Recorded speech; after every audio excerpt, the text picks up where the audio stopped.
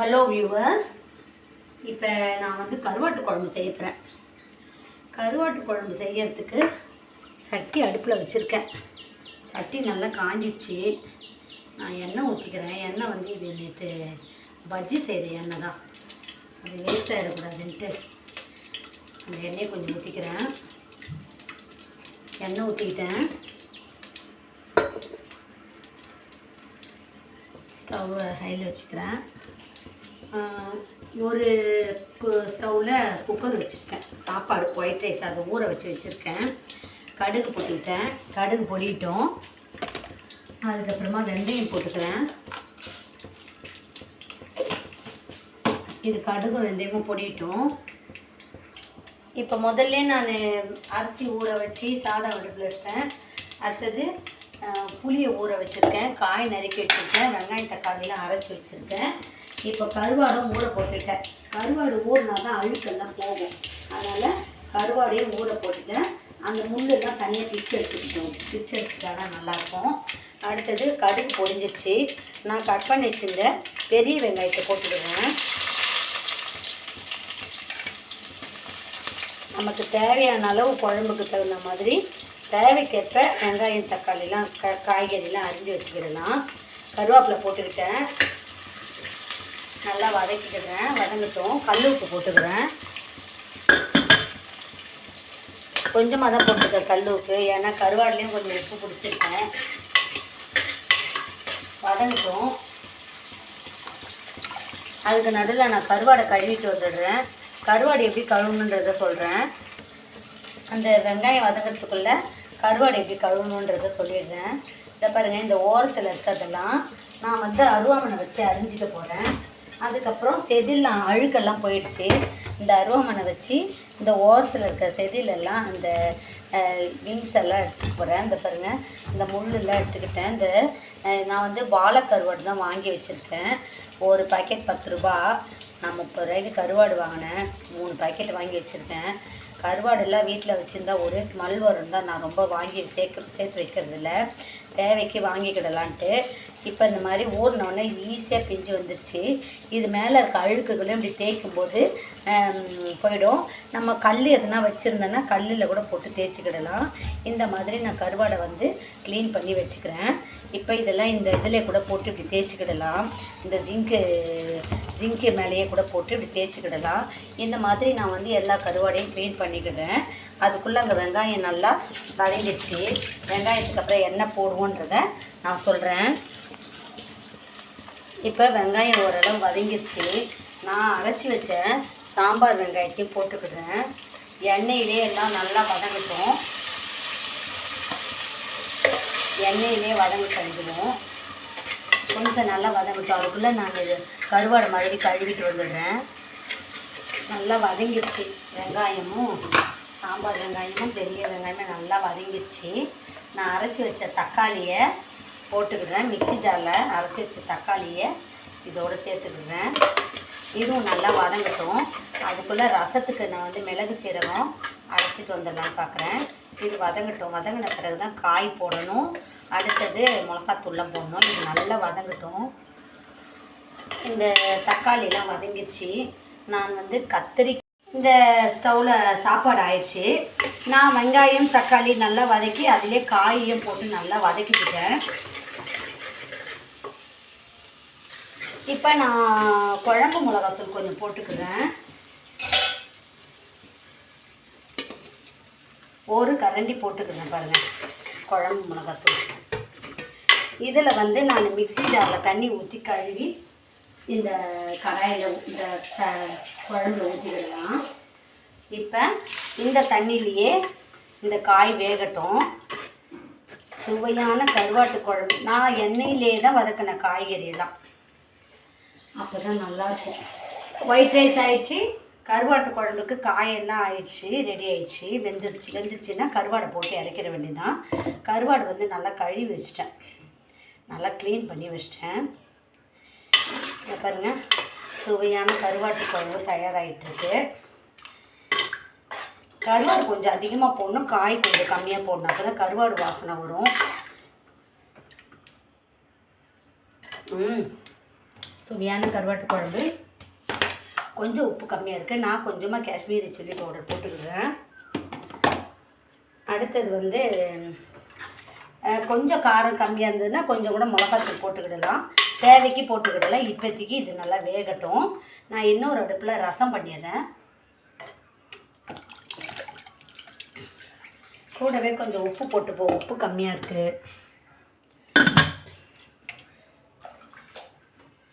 இப்போ நான் வந்து இதில் வந்து புளியை கரைச்சி ஊற்றிக்கிடுறேன்.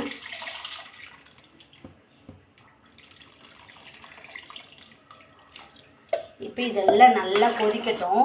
புளி, மிளகாத்தூள், காய்கறிகள் எல்லாம் நல்லா கொதித்து உப்பு மிளகாத்தூள் எல்லாம் குழம்புல மிங்கிள் ஆகட்டும். கரெக்டாக இருக்குது. கொஞ்சம் மிளகாத்தூள் குறையுது, கொஞ்சம் போட்டுக்கிறேன். இன்னும் கொஞ்சம் புளிப்பு போட்டுக்கிறேன். நான் மீந்த புளியில் வந்து ரசம் வச்சிட போகிறேன். இன்னும் கொஞ்சம் புளி இருக்குது. இதில் வந்து ஒரு அடுப்பில் ரசம் வைக்க போகிறேன். ரசம் கருவாட்டு குழம்பு தான் நல்லாயிருக்கும். புளியை கரைச்சி வச்சுக்கிறேன். அடுத்தது ரசத்துக்கு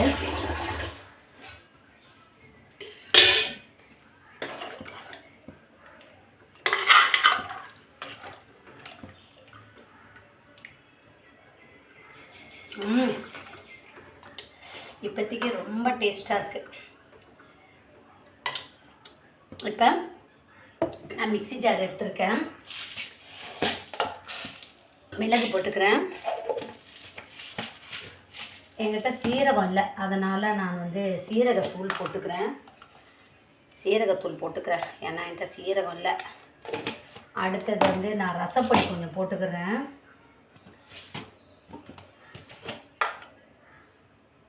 இதிலே ரசப்பொடி கொஞ்சம் போட்டுக்கிறேன். கொஞ்சம் தான் போடுறேன், நிறைய போடுறேன். அடுத்தது கருவேப்பிலை போட்டுக்கிறேன். ஒரு தக்காளி போட்டுக்கிறேன். பூண்டு கொஞ்சம் போட்டுக்கிறேன். எல்லாத்தையும் போட்டு மிக்ஸி ஜாரில் நல்லா அரைச்சிக்கிடுறேன். நான் பச்சை மிளகா போடலாமான்னு பார்க்குறேன்.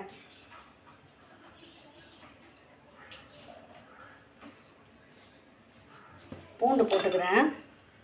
இந்த பச்சை மிளகா கொஞ்சம் போட்டு அரைச்சிக்கிறேன். அதுக்குள்ளே இந்த குழம்புலாம் கொதிக்கட்டும். ரசத்துக்கு எல்லாமே அரைச்சி வச்சிட்டேன். இப்போ ரசம் வச்சுக்க போகிறேன். இந்த கருவாட்டு குழம்பு அடுப்பில் ஒரு அடுப்பில் இருக்குது. நான் எண்ணெய் ஊற்றிக்கிறேன். எண்ணெய் சூடாகட்டும். இந்த கருவாட்டு குழம்பு ஒரு அடுப்பில் கலரி வச்சுருக்கேன். இது கொஞ்சம் நல்லா கொதிக்கட்டும். கொதித்த பிறகு ரசம் பண்ணிடலாம். அதுக்குள்ள கடுகு போட்டுக்கிட்டேன். கடுகு பொடிட்டோம். வெந்தயம் போட்டுக்கிடுறேன். அடுத்தது காஞ்ச மிளகா, 2 காஞ்ச மிளகா போட்டுக்கிறேன். கருவேப்பிலை கொஞ்சம் போட்டுக்கிறேன்.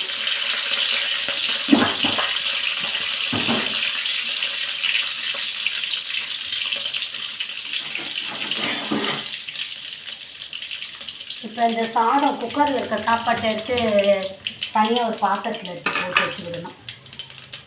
இப்போ தான் கடுகுலாம் பொரியுது. நான் பாருங்கள் அரைச்சி வச்சுருக்கேன் பாருங்கள் மிக்ஸி ஜாரில். மிளகு, சீரகத்தூள், ரசப்பொடி, பூண்டு, தக்காளி, கருவேப்பிலை, பச்சை மிளகா எல்லாம் அரைச்சி வச்ச பாருங்கள். அந்த அரைச்சி வச்சதை அப்படியே போட்டுக்கிட்டேன். நல்லா வதக்கிக்கலாம். இதுக்கு மட்டும் கொஞ்சம் கல் உப்பு போட்டுப்போம். ரசத்துக்கு கல் உப்பு போட்டுக்கிறேன். இப்போ இந்த மிக்ஸி ஜார்லேயே நான் புளியை கரைச்சி வச்சுக்கிடுறேன். ஏன்னா எப்போயுமே ரசம் ஒரு 2 நாளைக்கு கூட வச்சுக்கிடலாம். இன்றைக்கி வச்சோன்னா நாளைக்கும் அந்த ரசத்தை நம்ம வச்சுப்போம். சூடு பண்ணி வச்சுட்டா போதும் லைட்டாக. அதனால் ரசம் கொஞ்சம் நல்லாயிருக்கும். நல்லா வதங்கட்டும். அதுக்குள்ளே கருவாட்டு குழம்பு நல்லா கொதிக்கட்டும். இதுக்கு வந்து ஆம்லேட் செய்வேன். ஆம்லேட் செய்கிறதுக்கு நான் இந்த வெங்காயத்தை நறுக்கிட்டு உப்பு போட்டு வச்சுருக்கிறேன். இதில் முட்டை உடைச்சி ஊற்றிட்டு ஆம்லேட் செய்ய வேண்டியதுதான். ரசத்துக்கு எல்லாம் ரெடி ஆயிடுச்சு. இப்போ புளியை ஊற்ற வேண்டியதுதான் கடாயில். கொஞ்சமாக கொத்தமல்லி தழை எடுத்துக்கிறேன். கொத்தமல்லி தழை இருக்குது ஏற்கனவே. கொத்தமல்லி தழை எடுத்து போட்டுப்போம் ரசத்துக்கு. கொஞ்சம் நல்ல தழைகளாக பார்த்துட்டு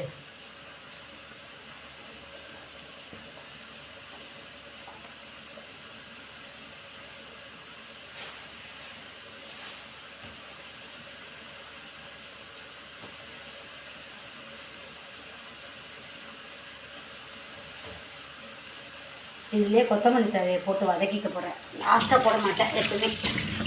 கொத்தமல்லி தழையும் இதிலே போட்டு வதக்கிக்கிறேன். இப்போ புளியை ஊற்றிக்கிறேன். கரைச்சி வச்ச புளியை ஊற்றிட்டேன். 1 செகண்ட். இது வந்து பச்சை மிளகா ரசம். சுவையான பச்சை மிளகா ரசம் தயாராகிடுச்சு.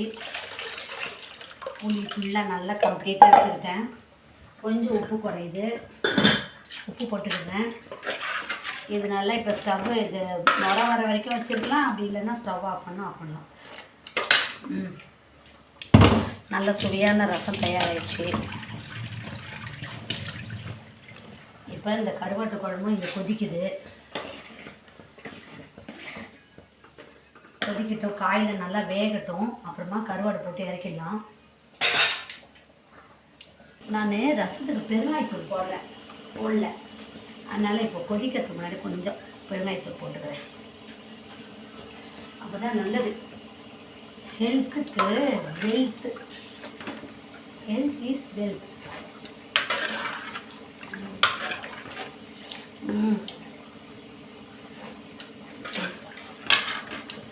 ஓகே. இப்போ கருவாட்டு குழம்பு நல்லா கெட்டியாயிடுச்சு. இப்போ இதில் வந்து நான் கருவாடை போட்டுக்கலாமான்னு பார்க்குறேன். கருவாடு போட்டால் உடனே கொஞ்ச நேரத்தில் ஸ்டவ் ஆஃப் பண்ணணும். இப்போ வந்து கருவாட்டு குழம்பு நல்லா கொதிக்குது பாருங்கள். சூப்பராக கொதிக்குது. இப்போ வந்து நான் என்ன பண்ண போகிறேன்னா இதில் வந்து கருவாடை போட்டுடலாமான்னு பார்க்குறேன். ஏன்னா கெட்டி பதத்துக்கு வந்துருச்சு. போதும், காயெல்லாம் கூட வெந்திருக்கும்னு நினைக்கிறேன். முருங்கைக்காய் காணும், இன்னும் கொஞ்சம் வேகணும். முருங்கைக்காய் தான் வேகட்டும். இப்போ முட்டை ஆம்லேட் பண்ணிக்கலாமான்னு பார்க்குறேன். ஒரு ஸ்டவ்வில் ரசம் ரெடி ஆயிடுச்சு.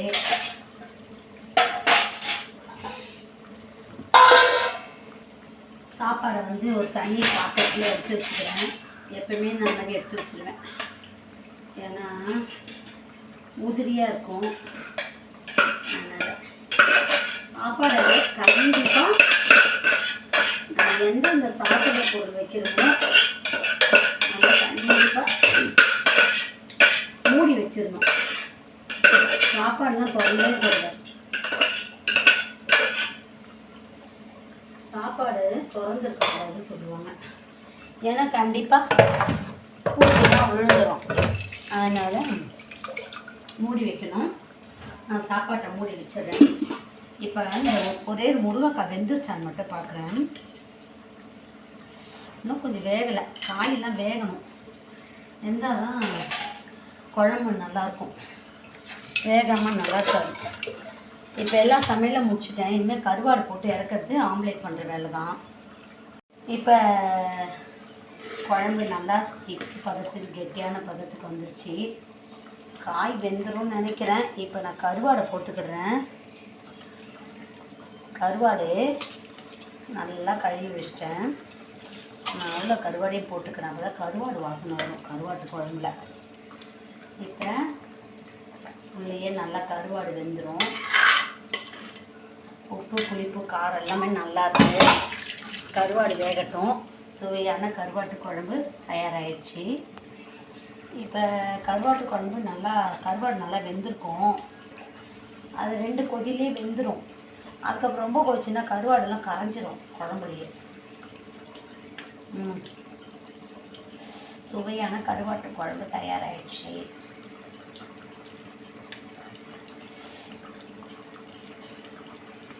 செம்ம டேஸ்ட்டாக இருக்குது. சாப்பாட்டுக்கு கரெக்டாக இருக்கும். கொஞ்சம் உப்பு கம்மியாக இருக்க மாதிரி தெரியுது. உப்பு போட்டுக்கிடலாம், கொஞ்சம் போல் உப்பு போட்டுக்கிடலாம்.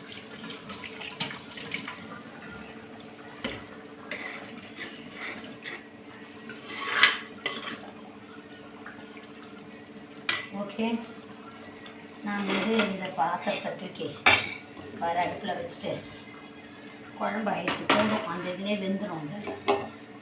இப்போ முட்டை ஆம்லேட் பண்ணிக்கிட்டேன். இல்லை நல்லா ஊறிச்சு, வெங்காயமே கலந்துருச்சு நல்லா. நான் ஒரு 3 முட்டையை ஆம்லேட் பண்ணிக்கிறேன். மீதி 2 முட்டையை அவிச்சிடுறேன், வேக வச்சிட போகிறேன். வேக வச்சு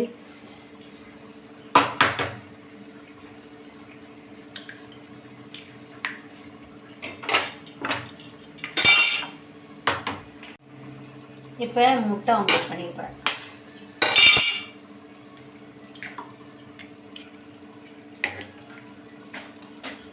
அடுத்தது இது நல்லா, என்கிட்ட எக் பீட்டெல்லாம் கிடையாதுப்பா, அப்படிதான் கிடைப்பேன். மிளகு தூள் போடணுன்னா போட்டுக்கலாம், கருவேப்பிலை போட்டுக்கலாம், பச்சை மிளகா போடணுன்னா போட்டுக்கலாம். நான் வெறும் வெங்காயமும் உப்பும் முட்டையும் தான்.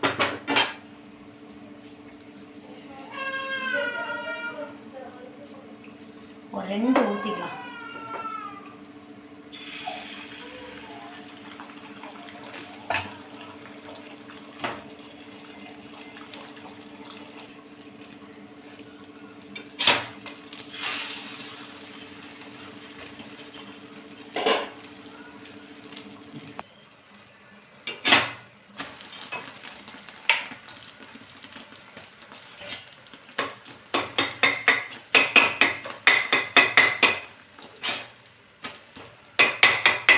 நல்லா சாஃப்டாக இருக்கு.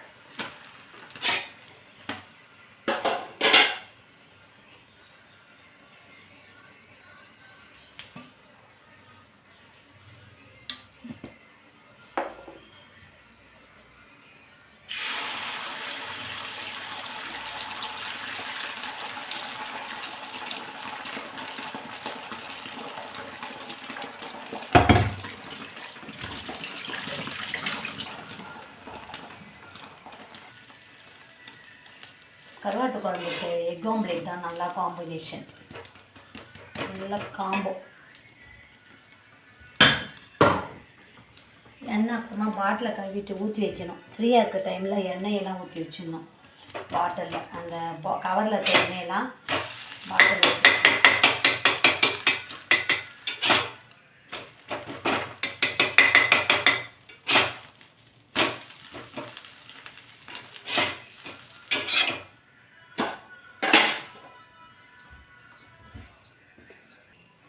ஒரு 2 முட்டை அவிச்சிக்கிறேன். எனக்கு பாயில்டு எக் தான் பிடிக்கும். அது முட்டை நல்லா வேகட்டும், கல்லுப்பு கொஞ்சம் போட்டுக்கிறேன். முட்டை நல்லா வேகட்டும். இன்றைக்கி லஞ்சு ஆயிடுச்சு. இன்றைக்கி லஞ்ச் என்னென்னா முட்டை அவிச்சது, ஆம்லேட்டு, அதுக்கப்புறமா கருவாட்டு குழம்பு, அதுக்கப்புறம் ரசம், அதுக்கப்புறம் ஒயிட் ரைஸ். உங்களுக்கு இந்த லஞ்ச் பிடிச்சதுன்னா சேனலை லைக் பண்ணுங்கள், ஷேர் பண்ணுங்கள், சப்ஸ்கிரைப் பண்ணுங்கள்.